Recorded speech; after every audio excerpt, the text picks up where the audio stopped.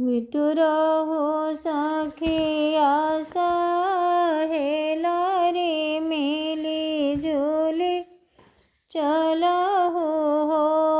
सखिया जमुना के निर्मल नीर कलश भरी लावहु हो केहू सखी धोवेली हाथ मुँह केहू स्नान करे हो रे ठाड़ी तेरी एक रोवेली बहुत दुखित होली हो किया तोरे सासु ससुर दुख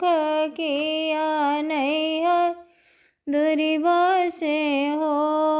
ललना किया तोर पिया पर देश कवन दुख रोवेलु हो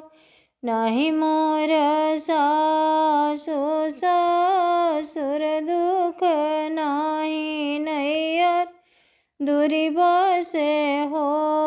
बहिनी नाही मोर हरि पर देश दुख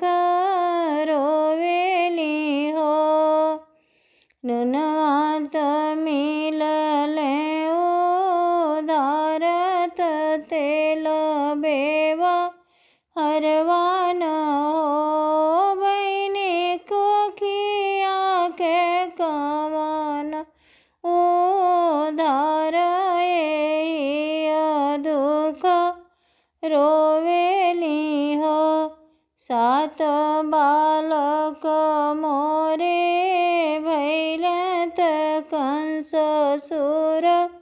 हरिलियल हो ललनाया ठावे गर्भ सेनी बाटी तये दुख रोवेली हो मति रोवाए देवकी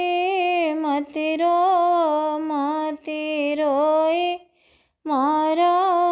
हो देवकी आपन बालक